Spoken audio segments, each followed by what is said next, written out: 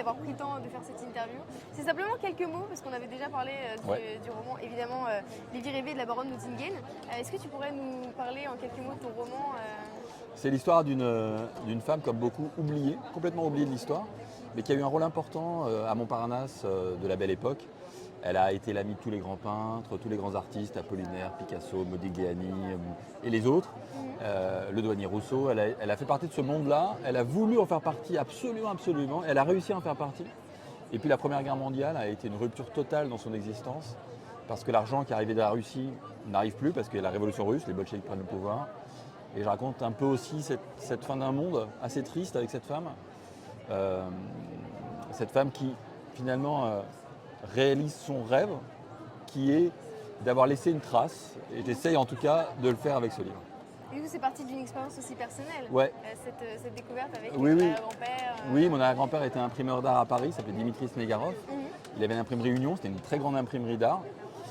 Au départ une imprimerie politique, et puis devenue une imprimerie d'art. Et puis il a imprimé certaines revues qu'elle a dirigées. Ils sont bien connus. Moi, chez moi, j'ai découvert des portraits de mon arrière-grand-père faits par elle, des autoportraits faits d'elle. Et donc au début, je me suis dit, mais qui est cette personne qui a fait ça de mon arrière-grand-père ? Pourquoi mon arrière-grand-père a conservé ça dans son bureau ? Et donc il y a un petit mystère au début de se dire, mais c'est quoi ce truc ? Qu'est-ce qui s'est passé entre eux ? Et donc c'est comme ça que je suis arrivé à elle et que j'ai eu envie de raconter son histoire. Et puis progressivement, en lisant des choses d'elle, en lisant sa prose, en lisant ses poèmes, je me suis dit, en fait, c'est une femme extraordinaire. Qui faisait une chose je suis sûr que les gens qui nous regardent, ils pourraient le faire, c'est de faire des listes des choses qu'on ne fera plus jamais. Ou plutôt des listes des choses qu'on a faites pour la première fois. Elle écrivait ce que je ne pourrais plus jamais découvrir. Je ne pourrais plus jamais découvrir le dos d'Apollinaire, la première fois qu'elle le voit. Elle se souvient, parce qu'on a du mal à se souvenir de la première fois qu'on s'est vu. Nous, on s'est déjà croisés une première fois. Ce serait bien de se dire, ah oui, c'était ça la première fois. Et comment on a pensé l'un à l'autre ? Qu'est-ce qu'on s'est dit quand on s'est vu ? En fait, c'est ça. Qu'est-ce qu'on s'est dit intérieurement ? Ça vous est tous arrivé quand on est élève, on arrive dans une classe, on connaît personne, et après on devient hyper copain avec les gens. Mais c'était quoi la première fois quand on les a vus, ces gens-là ? Qu'est-ce qu'on s'est dit ? Et ça, je trouve ça super parce que ça raconte. En fait, si on met bout à bout toutes ces premières fois, ça fait une vie. Et c'est ça que j'ai voulu raconter. Et cette femme-là, elle était évidemment mécène, mais elle était aussi artiste. Oui. Et c'est ça qui est beau, c'est-à-dire qu'elle touche aussi au monde de l'art.